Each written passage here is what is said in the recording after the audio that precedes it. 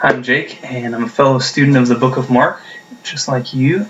And I'd like to introduce you to this week's topic, which is a narrative overview of the Gospel of Mark. So in your first week, you got kind of just a grand scheme of what's going on in Mark, some broad strokes. And last week, we talked a little bit about the geography and some of the context historically for the book. And so this week, we want to take one more big picture look at Mark before we start going into some more minute parts of the book. So this week we get to use a form of criticism called narrative criticism.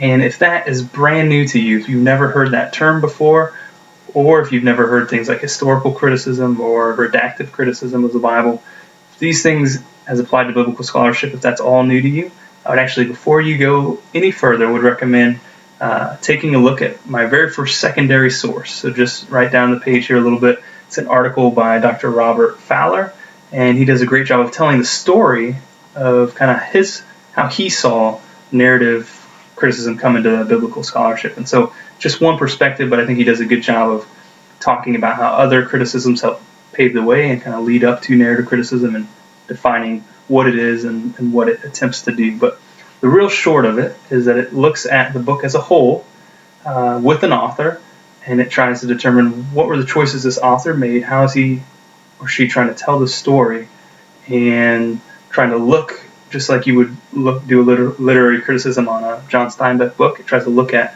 what is the flow of this book, who are the characters and the antagonists, and what is going on, how is this narrative shaped, and what was the purpose and how it was shaped. So when we're looking at Mark this week, we've got our primary source, which I think does the most efficient job of giving us a good narrative perspective on Mark. In about an hour's time, these two podcasts here by Philip Harland, he's a professor at York, and these are a couple of his lectures, and he goes through the entire book of Mark and gives us some details about ideas about authorship and things like that, but it really focuses in on what is the major theme as he sees it in Mark that's carrying the narrative and propelling it, and what's distinct about this narrative, and who does it portray Jesus as. So it does a very good job of presenting those things in a pretty, like I said, efficient package, or a pretty small package, just an hour's worth of your time. So if you only have a little bit of time this week, I would really recommend going for that. That's why it's our primary source. Now, we do have some other options for you. If you have a really small amount of time to spend on this, I'm a little surprised you're watching the introduction, but we actually have something from the 7-Minute Seminary, a video series. This one comes from Dr. Joseph Dangle, and it's an 8-minute or so clip where he also gives a narrative perspective on the entire Gospel of Mark. So it's very, very fast, but I think if you have only 10 minutes, you'll get something out of it about how to look at Mark as a narrative. He agrees, or kind of says some of the same things as Harland, but he also takes, towards the end, you'll see a little bit of a different perspective. So it's a great look at how the same type of criticism applied to the same text can still yield different results. So I think that's definitely worth your 8 minutes on that. If you've got a little bit more time and want to continue going into this narrative criticism, we have a video series from Yale Divinity School where a professor and a minister sit down and have a dialogue, and this is broken up into about 8 parts, 15 minutes or so, and they go sequentially through the book of Mark. And they do touch quite a bit on narrative, so that's why it made it into this week's lesson.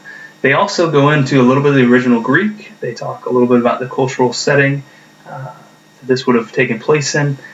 Lots of information. They're very conversational. I think you'll really enjoy that. If this narrative criticism is piquing your interest at all, I would definitely recommend that.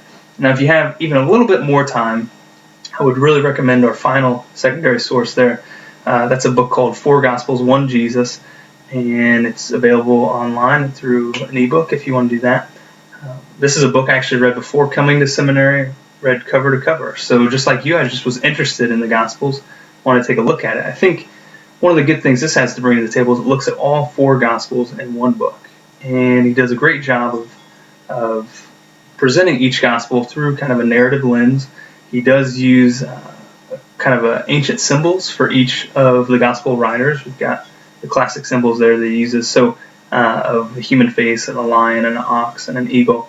He uses those as kind of a starting point to assess each Gospel. But as the title implies, he is looking for for Jesus, and he touches a little bit on the idea of the historical Jesus and things like that. But does a good job of comparing each gospel and how there's a different flavor to each narrative, and each author is obviously trying to do a little bit of a different thing with their text. So I think if you've got the time, I think that's a great book to check out. So we've got lots of resources for you, and have at it.